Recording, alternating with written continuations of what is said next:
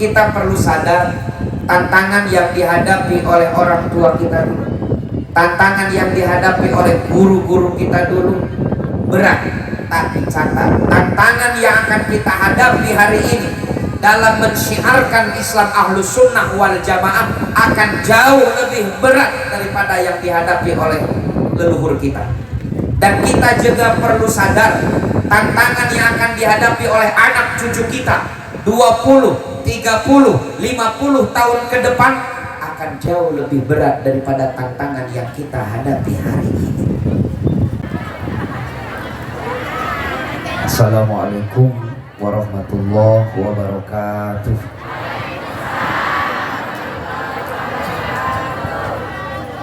Alhamdulillahirabbil alamin wa bihi nasta'inu ala umuri dunya waddin. Wassalatu wassalamu ala asrofil anbiya'i wal mursalin imamil muttaqin sayyidina wa maulana Muhammadin wa ala alihi wa ashabihi ajma'in, amma ba'du. Al-mukarramun, para alim ulama, para kiai, para hajian, wabil khusus Syekhuna al-mukarram Romo Kiai Aziz beserta Rois Syuriah MBCNU Kecamatan Pangandaran yang saya hormati, yang terhormat para tamu undangan, tokoh masyarakat, Bapak Ibu anggota DPRD Kabupaten Pangandaran, mudah-mudahan Allah muliakan. Yang terhormat pimpinan cabang Muslimat NU Kabupaten Pangandaran, yang terhormat pimpinan anak cabang Muslimat NU Kecamatan Pangandaran,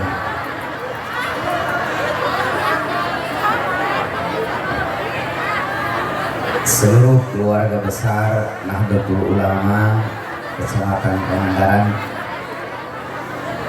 wabil khusus sahabat-sahabat Gerakan Pemuda Ansor, pada ketuanya sahabat Banser, Ibu Bapak hadirin sekalian, sehat Bu? Saya yakin yang hadir di acara ini sehat semua. Ciri sehat itu dua, satu senang ngobrol, dua senang makan. Di sini sehat semua.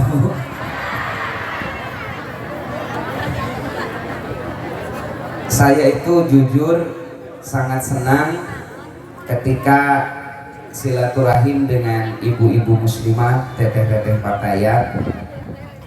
Kenapa ada pepatah, kalau kau mendidik seorang laki-laki, kau sedang mencerdaskan satu orang.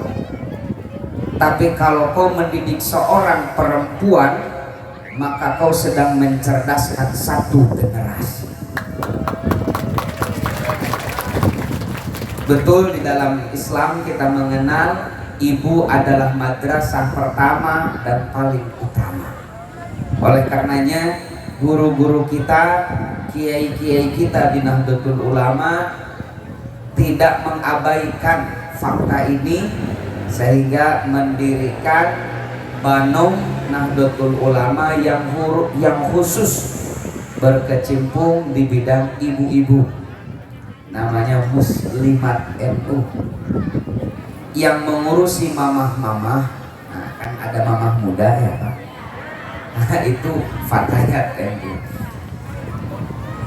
Hadratus Syekh Kiai Hasyim Asy'ari di dalam muqaddimah qanun asasinya, beliau menyeru kepada kita semua, marilah masuk di dalam jamiah NU ini dengan penuh sukacita, santun, rukun, dan dengan penuh ikatan cinta kasih.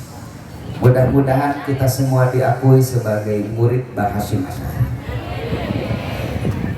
Ibu bapak, saya tidak akan membahas sejarah penetapan tahun di dalam Islam karena sudah terlalu siang. Nanti materinya saya kirim ke panitia.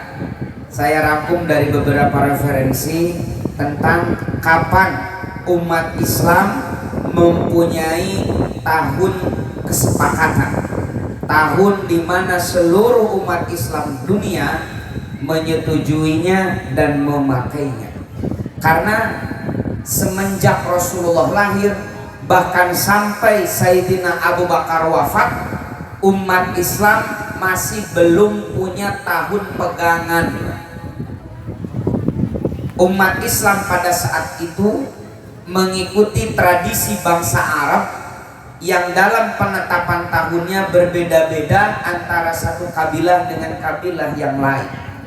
Sampai singkat cerita, pada masa Khalifah Sayyidina Umar bin Khattab, pada saat itu bertepatan dengan 17 tahun pasca menginjakkan kaki kaum muslimin muhajirin di Madinah, berarti 17 tahun setelah hijrah umat Islam dari Makkah ke Madinah, diresmikanlah tahun pemersatu umat Islam dunia yang dimulai dari hijrahnya Rasulullah Shallallahu Alaihi Wasallam. Panjanglah ceritanya, negosiasinya, bagi para kiai bisa dibaca secara detail di dalam Fathul Bari Syarah Sahih Bukhari ketika menjelaskan Kitabu Manaqibil Ansor. Di bawahnya ada bab min aina arifut tarikh, dari mana kaum muslimin memulai tarikh, memulai tahun yang disepakati. Nanti saya kirim ke panitia. Ada hal yang menarik ibu bapak, Rasulullah itu dalam memulai ceramahnya selalu bervariasi. Beliau itu mubalik ulum, orator handal. Memulai ceramahnya selalu bervariasi sehingga mustami tidak jenuh. Kadang Nabi memulai ceramahnya dengan menyampaikan sebuah statement, sebuah pernyataan yang secara sepintas kontroversi. Karena kontroversi diperhatikan. Kedua, Nabi memulai ceramahnya dengan melontarkan sebuah pertanyaan yang memancing daya kritis audiens. Nah, dalam hadis yang ingin saya sampaikan, Nabi memulai dengan metode yang kedua. Hadisnya diriwayatkan oleh Imam Ahmad dan Imam At-Tirmidzi, dikutip juga oleh Ibnu Katsir di dalam tafsirnya. Suatu hari Nabi bertanya kepada para sahabatnya, "Wahai sahabatku, man a'jabal khalqi imanan, siapa makhluk Allah yang imannya paling menakjubkan?" Kalau ibu-ibu muslimat ditanya oleh Nabi, ibu-ibu muslimat NU Pangandaran, siapa makhluk Allah yang imannya paling menakjubkan? Ibu-ibu mau jawab apa? Sebelah sini dulu lah. Ayo angkat tangan. Kalau yang benar dikasih hadiah oleh Mas Subaryo.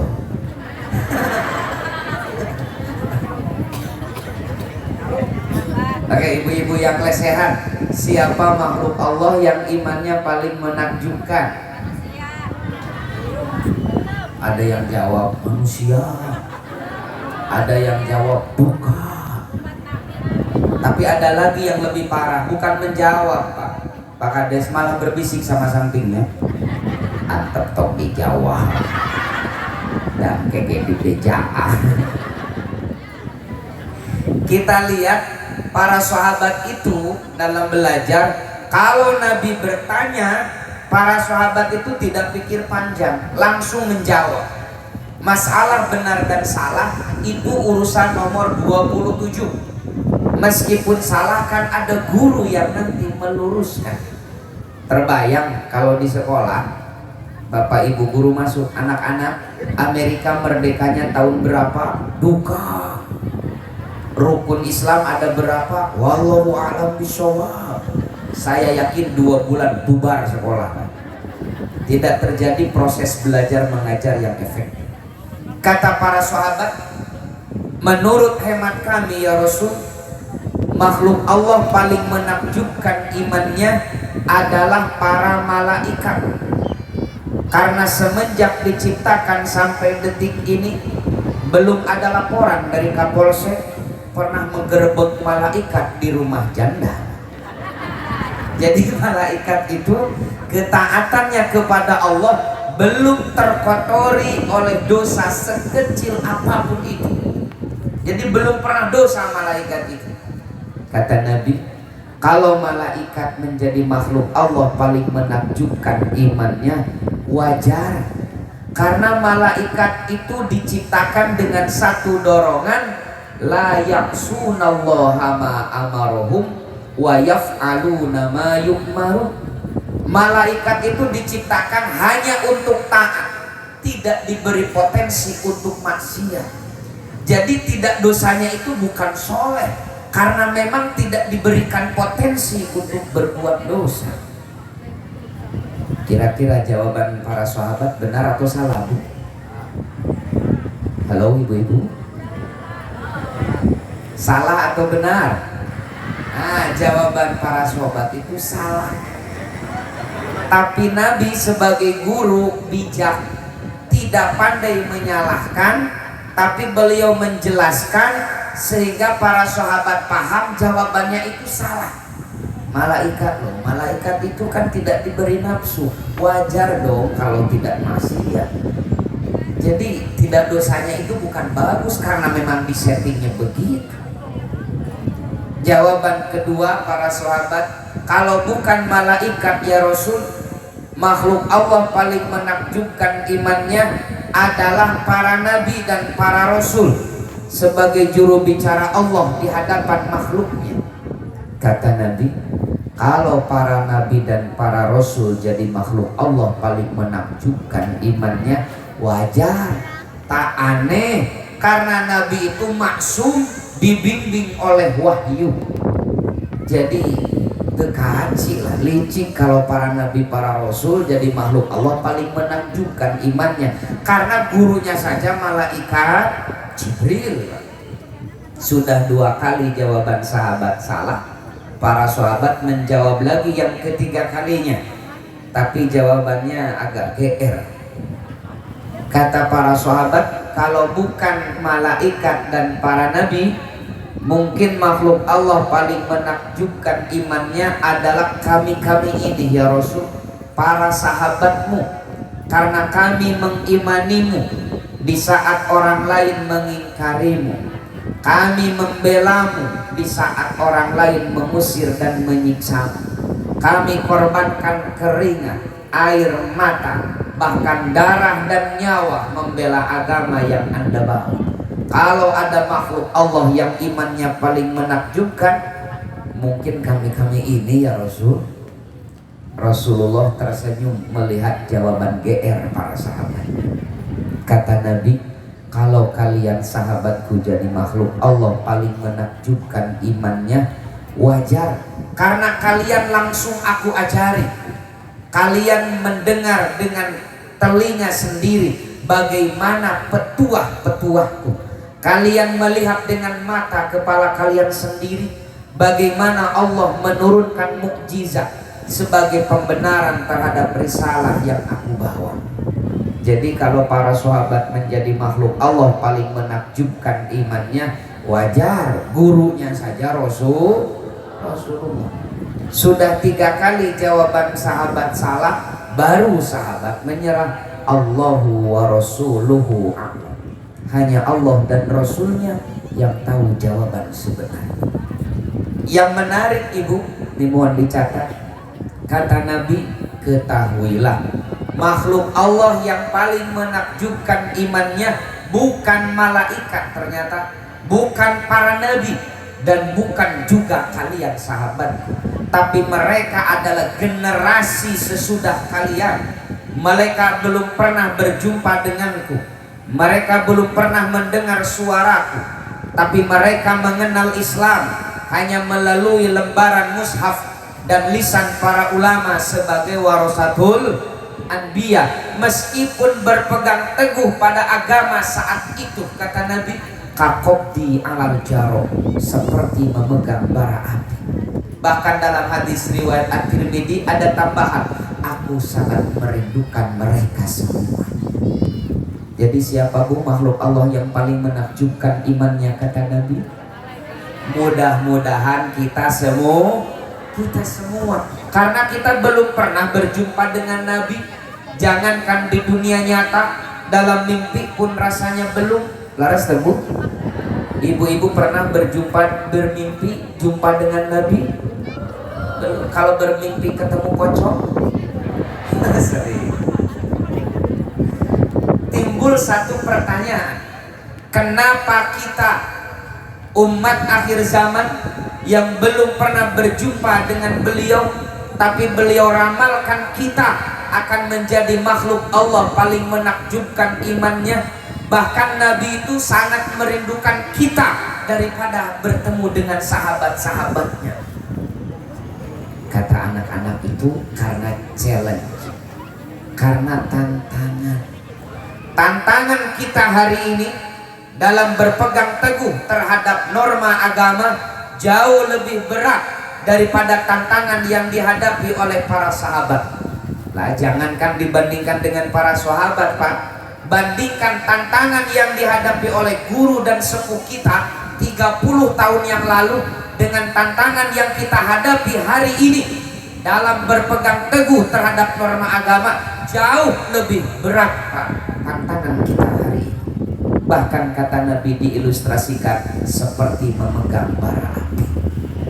Contoh, tahun 99 ibu, saya keluar SD. Saya masih terngiang wasiat ibu kepala sekolah waktu perpisahan. Kata beliau, Ujang, Neng, Ibu Titi hidup keluar ti sekolah ulah deket-deket jenuh ngaranna narkotik. Narkotik dulu itu namanya, karena masih saeutik. Sekarang itu ayeuna geus loba ngaranna jadi beda ya Bu.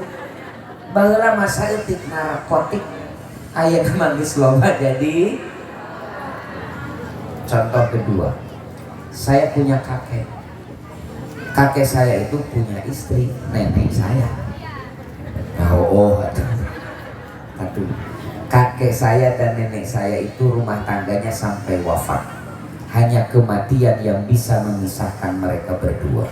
Bagus gak Bu? Lalu kakek saya punya cucu saya. Saya juga dengan istri saya rumah tangganya sampai wafat. Kakek saya setia sama nenek saya sampai wafat. Saya juga setia pada istri saya sampai mati. Kira-kira bagusan mana kesetiaan kakeknya apa cucu? Kakeknya begini. Kalau kakek saya setia sama nenek saya sampai wafat, wajar apa sih godaannya? Handphone tak punya, Facebook tak kenal, WA apalagi, Instagram mana tahu. Ditambah kakek saya itu jarang kemana-mana. Jadi kalau setia itu wajar dong, karena apa sih tantangan? Tapi tantangan yang dihadapi oleh saya sebagai cucunya hari ini jauh lebih berat. Update status saya tiap hari. Kadang saya pulang ke rumah jam 1 jam 2 malam, sedang santai saya di depan rumah Pak Kades, tiba-tiba handphone saya berdering. Saya buka, siapa malam-malam kirim WA. Pas saya lihat foto profilnya ternyata mirip Bunga Citra Lestari. Saya buka, isinya begini, yang bobo ya. Kira-kira saya bisa meladeni perempuan itu enggak? Bisa. Tapi langkah pertama biar aman, lihat dulu ke kamar. Sedang tidur. Saya jawab juga, met bobo juga. Kirim lagi balasan, Pak Ustadz, mau gak jadi imam saya dunia akhirat? Ajak nikah ini. Saya jawab sambil emosi, mohon maaf, saya sudah punya makmum. Titik. Kirain mau selesai, malah jawab lagi, makmum kan makin banyak makin bagus Pak Ustadz. Apalagi kalau saya ngajar, mahasiswi saya itu lebih cantik, lebih muda daripada istri saya. Tapi saya tetap setia pada istri saya dengan godaan seperti itu. Kira-kira bagusan cucunya apa bagusan kakeknya? Jawaban itu harus cerdas. Bagusan cucunya dong. Karena tantangannya lebih berat. Kita perlu sadar tantangan yang dihadapi oleh orang tua kita dulu, tantangan yang dihadapi oleh guru-guru kita dulu berat. Tapi catat, tantangan yang akan kita hadapi hari ini dalam mensyiarkan Islam Ahlus Sunnah wal Jamaah akan jauh lebih berat daripada yang dihadapi oleh leluhur kita. Dan kita juga perlu sadar tantangan yang akan dihadapi oleh anak cucu kita 20, 30, 50 tahun ke depan akan jauh lebih berat daripada tantangan yang kita hadapi hari ini. Makanya jauh-jauh hari Allah Subhanahu wa Ta'ala telah mengingatkan kita. Ini pesanan panitia, surat An-Nisa ayat 9. An-Nisa itu surat keberapa? Ayo, kok melempem? Nih, ada metode bagus. Ini cocok buat ibu-ibu mengajarkan bagaimana anak-anaknya mudah menghafal Al-Quran. Pertama, menghafal nama-nama surat dulu. Ada cerita ketika jarum patah dibakar oleh Imron dan Nisa putra Maidah. Ketika jarum patah, Al-Fatihah surat pertama dibakar Al-Baqarah oleh Imron, Ali Imron, dan Nisa, An-Nisa putra Maidah surat kelima. Maidah. Tiba-tiba datang Pak Anam, Al-An'am, yang sarafnya Arafah, Al-A'raf, yang sarafnya Anfal, minta tobat pada Pak Yunus. Surat Tobat, surat Yunus. 2 menit anak kita hafal 10 urutan dalam Al-Quran. Mau dilanjutkan ceritanya sampai surat An-Nas? Lah eta malai tabligh akbar. An-Nisa itu surat keempat. Menarik ya, saya pernah melakukan cocokologi, dicocok-cocokkan bagaimana agar anak saya itu mudah menghafalkan isi kandungan dari surat-surat Al-Quran. Surat An-Nisa keberapa? Keempat. Kenapa? Karena memang di dalam Islam boleh berpoligami maksimal 4, maka dinamakan An-Nisa, perempuan. Sebelumnya Ali Imran surat ketiga. Alu keluarga, Imran itu Imran. Jadi Ali Imran itu artinya keluarga Imran. Urutan di nomor 3. Kenapa? Karena keluarga yang ideal tersusun dari 3 komponen: suami, istri, anak. 3. Al-Maidah surat kelima. Al-Maidah itu artinya hidangan. Kenapa urutan nomor 5? Karena hidangan yang sempurna 4 sehat, 5 sempurna. Enak ya? Jadi cocok. Terus biar cepat, surat Yusuf surat ke-12. Di orang Sunda ada istilah celaka 12. Kenapa surat Yusuf urutan nomor 12? Nabi Yusuf itu orang soleh tapi dizolimi. Ada perempuan namanya Zulaiha yang ingin berbuat mesum dengan Yusuf. Yusuf tak mau, tapi Zulaiha maksa. Akhirnya ketemulah kepergok. Justru Zulaiha yang nyeting, Zulaiha yang punya niat, tapi Yusuf yang dipenjara dan dibully. Kalau kata bahasa Indonesia itu temais temelem katempuhan buntut malu. Orang lain makan nangkanya, kita yang kena getahnya. Nah, makanya celaka 12 seperti Nabi Yusuf. Mudahlah, nanti kita ada pembelajaran khusus di YPM ya, Yayasan Pendidikan Muslimat NU itu, YPM NU. Nah, itu saya lupa lagi sampai mana tadi itu. Di dalam surat An-Nisa ayat 9 Allah mewanti-wanti kita, waliyakhshalladzina law taraku min khalfihim dzurriyyatan dhi'afa. Wahai kalian, hendaklah merasa risih hendaklah merasa takut andai kata kalian meninggalkan generasi penerus dalam keadaan lemah. Kenapa harus takut? Tadi disampaikan kata Nabi, tantangannya lebih berat. Karena tantangan anak cucu kita ke depan lebih berat, jangan sekali-kali kita tinggalkan mereka dalam kondisi lemah. Apalagi hari inilah dalam mensyiarkan Islam Ahlus Sunnah wal Jamaah.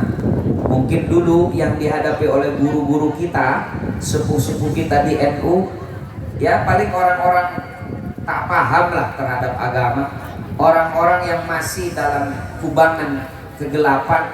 Tapi hari ini ibu bapak yang menghalangi kita untuk mensyiarkan Ahlus Sunnah wal Jamaah melalui Nahdlatul Ulama, justru mereka yang sering dianggap sebagai tokoh agama.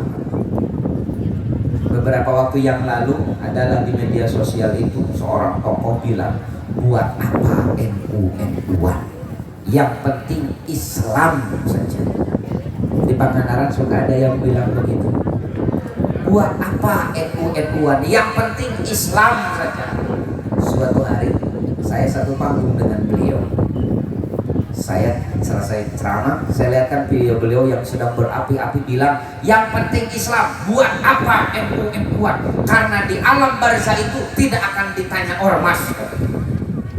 Lalu saya jawab sama beliau, Kiai, jenengan itu Islam, Ahmadiyah juga ngaku Islam. Mau saya samakan Islam Anda dengan Islam Ahmadiyah? Tak mau. Syiah juga Islam, Anda juga Islam. Mau saya samakan Islam Anda dengan Islam Syiah? Tak mau. ISIS juga ngaku Islam, Anda juga ngaku Islam. Mau saya samakan Islam Anda dengan Islam ISIS? Tidak mau. Lalu statement Anda, buat apa NU-NU-an, yang penting Islam, mana faktanya? Paham Pak? Ini penting saya sampaikan mobil khusus di pelantikan ranting Muslimat NU ini. Sampaikan kepada anak-anak kita, kenapa kita ber-NU. Nah, untuk mereka yang sering bertanya untuk apa NU-NU-an, kader Muslimat NU harus bisa menjawab. Jangan begini, ibu Muslimat, iya, NU ya, iya. Kenapa ibu masuk NU? Gak tahu ya. Saya juga bingung kenapa ya. Jangan begitu dong, apalagi yang sudah dilantik. Kalau ada orang yang bertanya kenapa NU-NU-an, jawab dengan anggaran dasar Nahdlatul Ulama pasal ke-8 tentang tujuan NU. NU didirikan, kata Bahasin, 1. Untuk kemajuan bangsa, 2. Untuk kemaslahatan umat, 3. Untuk merealisasikan doktrin Islam rahmatan lil alamin, 4. Untuk tegaknya ajaran Islam yang berfaham Ahlus Sunnah wal Jamaah. 4 tujuan NU ini. 1. Untuk kemajuan bangsa, 2. Untuk kemaslahatan umat, 3. Untuk merealisasikan doktrin Islam rahmatan lil alamin, 4. Untuk menyebarkan syiar Islam Ahlus Sunnah wal Jamaah. Ini 4 jawaban tujuan NU didirikan. Ibu kenapa aktif di Muslimat NU? Saya ingin bergabung dengan para kiai yang memperjuangkan Islam Ahlus Sunnah wal Jamaah, yang memperjuangkan kemajuan bangsa, yang memperjuangkan kemaslahatan umat. Ayo mau nanya apa lagi? Itu harusnya ya ibu-ibu Muslimat itu. Ayo mau nanya apa? Ibu gaplok lu. Insya Allah gak akan balik lagi ibu. Jadi dari 4 tujuan NU didirikan, tak ada satupun NU didirikan bertujuan untuk politik praktis. Tak ada. Coba lihat, NU didirikan misalkan untuk jadi bupati, gak ada. NU didirikan untuk jadi anggota DPRD, gak. Tapi untuk kemajuan bangsa. Salah satu cara memajukan bangsa jadi bupati, jadi anggota DPR, gitu kan. Paham Pak? Bedakan antara wasilah dengan maqasid, antara tujuan dan cara. Tujuan NU didirikan untuk kemajuan bangsa. Caranya jadi anggota legislatif, jadi anggota jadi eksekutif. Makanya mudah-mudahan kita doakan kader-kader terbaik NU yang besok akan ikut dalam kompetensi pilihan legislatif ataupun nyalon di eksekutif. Doakan mudah-mudahan mereka lancar, hasil maksudnya berkah. Kenapa? Itu untuk meraih tujuan NU didirikan, kemajuan bangsa dan kemaslahatan umat. Jadi kalau ibu ada yang nanya kenapa ikut ber-NU, apa bu jawabannya? Untuk kemajuan, kedua untuk kemaslahatan, ketiga untuk rahmatan lil, keempat untuk Islam ahlus sunnah wal jamaah.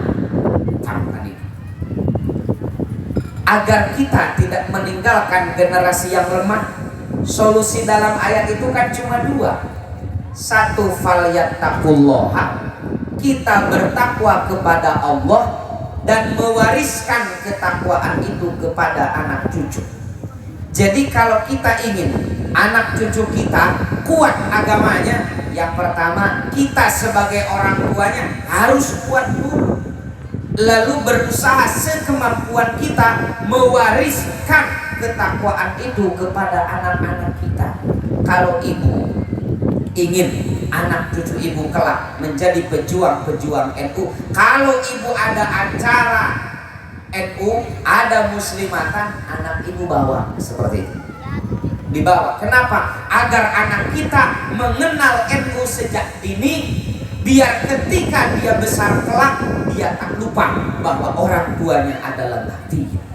Kalau ibu sedang beribadah, jangan ibu saja, anak itu harus dibawa. Makanya tadi betul anjuran Ibu Hopipah, kalau kita ingin anak kita rajin baca Quran, maka orang tuanya dulu yang harus rajin baca Quran. Nanti anaknya melihat kebiasaan dan perilaku orang tuanya. Kalau bapak berjamaah sholat ke masjid, jangan bapak saja, anak kita itu bawa. Bu, suami ibu kalau jemaah ke masjid suka dibawa anaknya atau enggak? Enggak dibawa atau enggak berjamaah suaminya? Suka ada alasan begini, bukannya apa-apa anak saya itu enggak dibawa ke masjid, itu suka mengganggu orang, sok bangor. Suka ada alasan begitu? Oke, saya jawab, justru sebenarnya kita harus bersyukur kalau kita mempunyai anak yang bangor.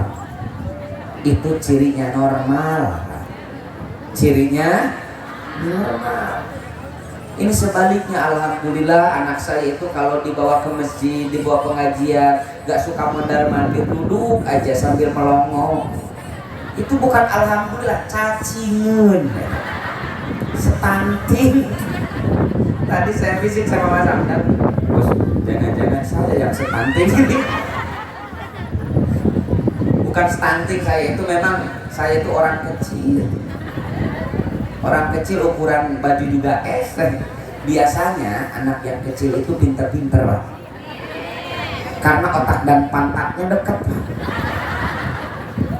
Yang terakhir, di awal tahun baru Hijriah ini, saya ingin mengingatkan kembali, mari kita merubah mindset. Kita hijrah pola pikir. Kiai kita di Nahdlatul Ulama sebelum NU berdiri, 8 tahun sebelum NU berdiri, didirikan dulu Nahdlatul Tujjar, kebangkitan para ekonom, kebangkitan para usahawan. Kenapa? Agar kiai-kiai NU mandiri dan tidak mengemis kepada mereka yang kaya. Ini penting bagi warga Nahdlatul Ulama. Kita perlu mandiri. Kita perlu mandiri. Makanya semangat kemarin 1 abad Nahdlatul Ulama apa? Kemandirian. Salah satunya kemandirian dalam ekonomi. Kita harus kaya, karena temanya juga mencari berkah di bulan yang mulia dengan berbagi kepada sesama. Catat, kita harus kaya. Kita harus kaya. Suka ada yang bilang, buat apa kaya, yang penting bahagia. Banyak yang kaya juga tidak bahagia. Sering dengar itu? Saya jawab, yang kaya saja tidak jadi jaminan bahagia, apalagi yang belangsa. Orang kaya itu meskipun dia tidak bahagia, paling tidak bisa membahagiakan orang lain dengan infaknya, dengan sedekahnya, dengan wakafnya.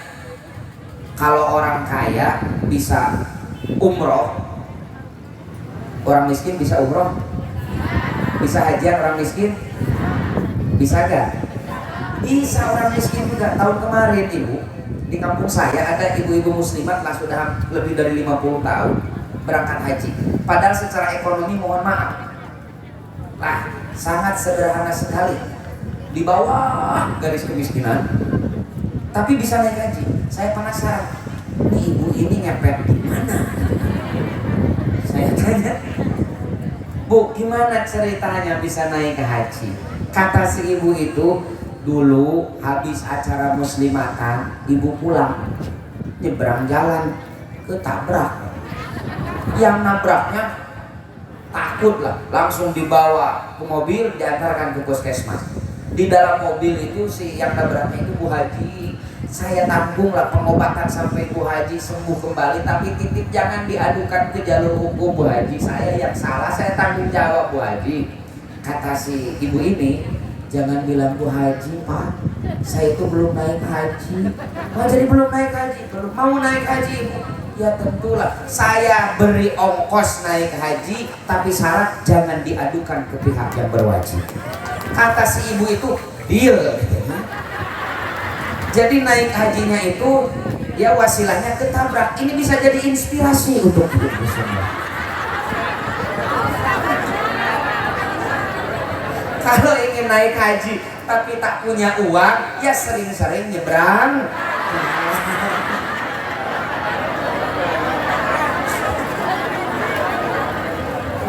Maksud saya itu, yang miskin bisa mungkin saja naik haji, yang kaya juga bisa naik, tapi lebihnya yang kaya itu bisa menghajikan orang lain, menghajikan orang miskin. Yang miskin bisa sedekah, tapi yang kaya bisa sedekahnya lebih banyak. Ada lagi yang suka bilang, lah harta itu tak akan dibawa mati. Betul gak? Justru dalam Islam itu ibu bapak, harta itu harus dibawa mati.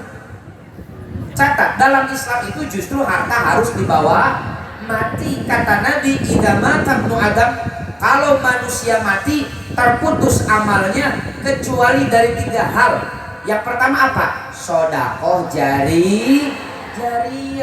Sodakoh jariyah dengan harta pasti, karena kata para ulama, maksud sodakoh jariyah di sini adalah wakaf. Senyum juga sodakoh, tapi tidak jariyah. Makanya meskipun kita selama hidup tersenyum terus, ketika mati gak ada pahala ngalir.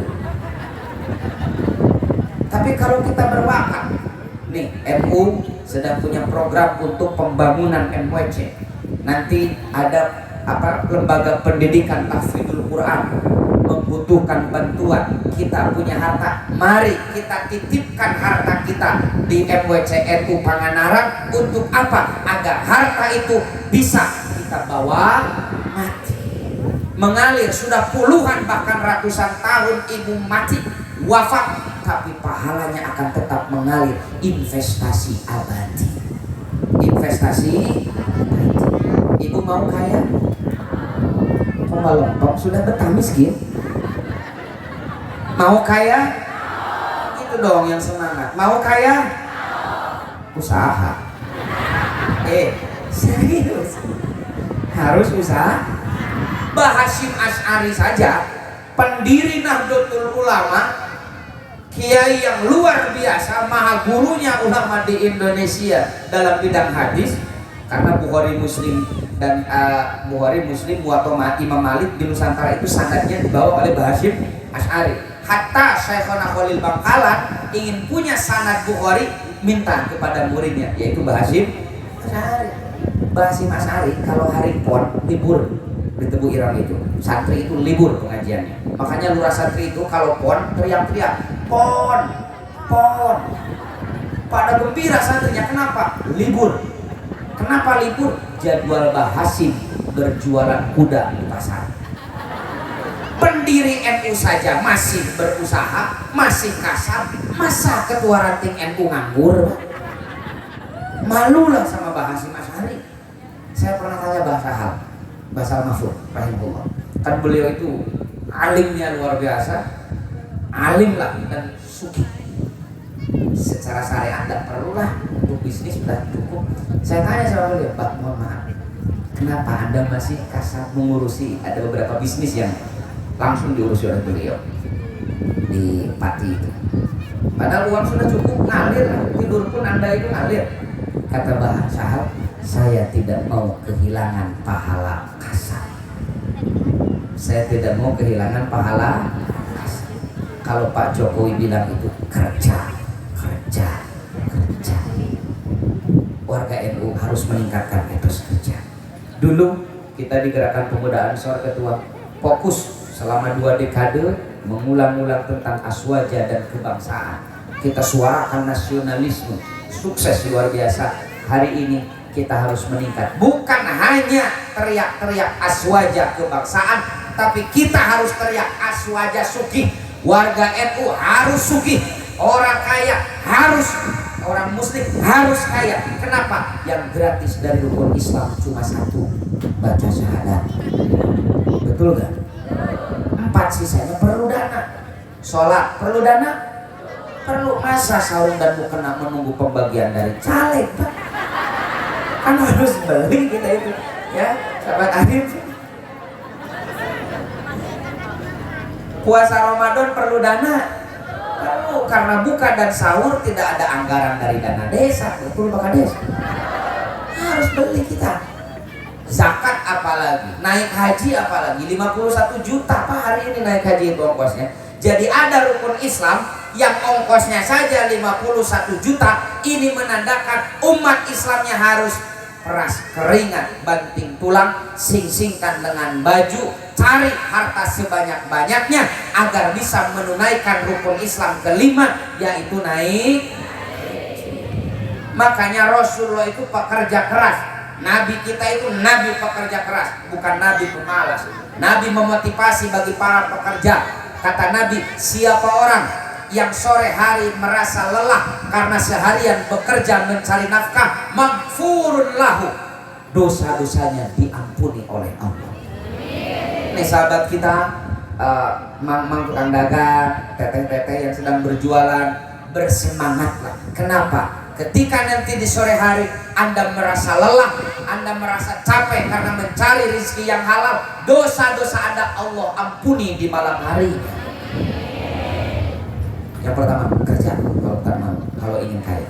Kedua, di dalam taklimul muta'alim kita diulang-ulang oleh guru kita, Toma, ada rasa ingin diberi orang adalah penyebab kefakiran.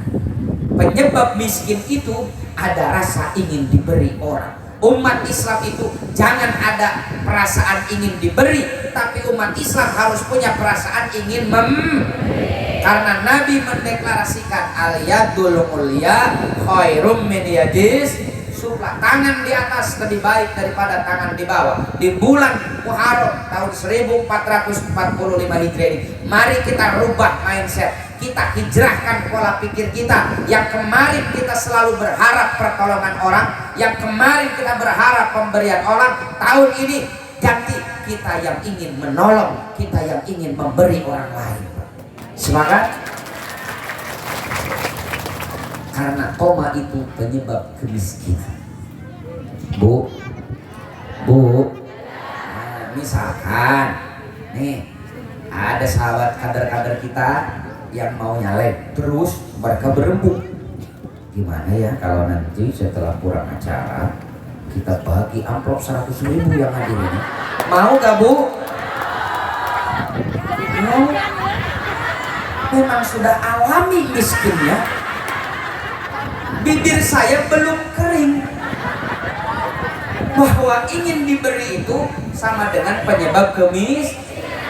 Semangat sekali bilang maunya. Memang sudah alami nih Pak Kades. Kalau dibiarkan akan abadi kemiskinannya.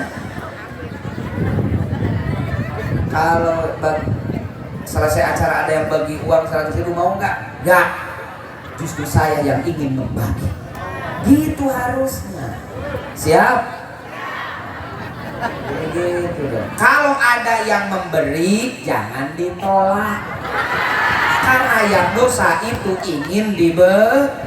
Kalau ada yang memberi, jangan ditolak. Itu Islam itu keren. Di sini dulu mindsetnya ibu. Jangan ingin diberi. Tapi kalau ada yang memberi, alhamdulillah, itu rezeki anak soleh. Ibu bapak, saya ingin lama-lama sebenarnya, tapi pada zuhur itu saya di Kujang Sari sama acara ranting NU di Kujang Sari. Terakhir lah, kebetulan misalkan ini ada 3 paket umroh Pak, Bu. Kalau dibagi pecah-pecah gak akan cukup untuk semua yang hadir. Bagaimana kalau saya bagi kepada peserta terpilih, mau? Maulah. Gimana sih?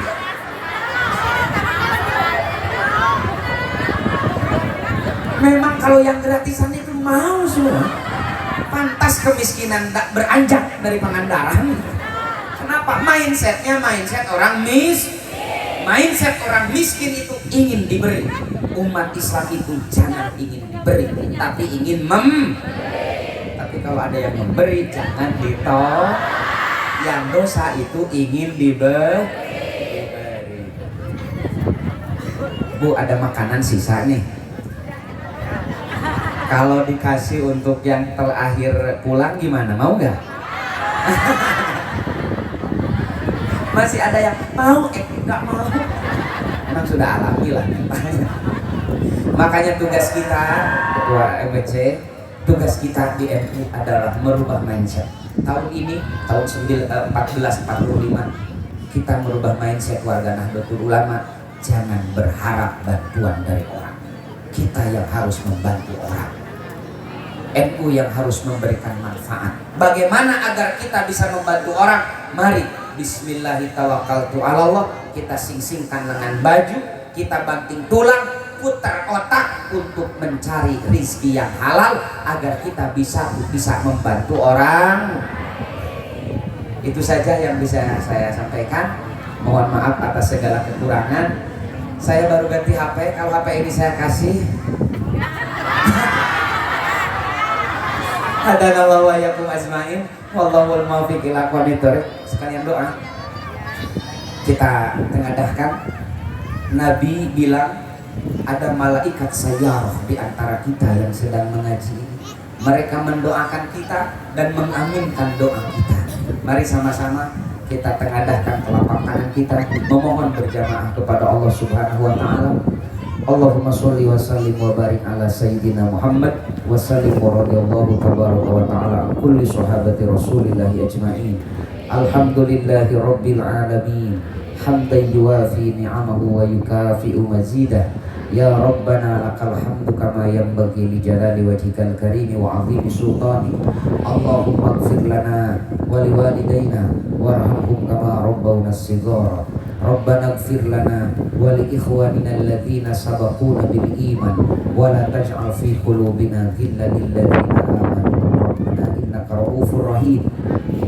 Allahumma inna nas'alukal huda wat tuqa wal afafa wal ghina. Allahumma inna na'udzubika minal hammi wal hazan wa na'udzubika minal ajzi wal kasal wa na'udzubika minal jubni wal bukhli wa na'udzubika min ghalabatid dayn wa qahrir rijal. Rabbi ij'al hadza baladan amina. Rabbi ij'al hadza baladan amina. Rabbi ij'al hadza baladan amina warzuq ahlahu minas samarat. Rabbana hab lana min azwajina wa dhurriyyatina qurrata a'yun waj'alna lil muttaqina imama. Rabbana atina fid dunya hasanah wa fil akhirati hasanah wa qina adzabannar. Bi fadli subhana rabbika rabbil izzati amma yasifun Wassalamun alal mursalin walhamdulillahi rabbil alamin. Nas'alukallahumma al-ijabah bi barakati umil Qur'an. Al-Fatihah. Hadanallahu wa yakum ajma'in. Wallahul muwaffiq ila aqwamit thoriq. Wassalamualaikum warahmatullahi wabarakatuh.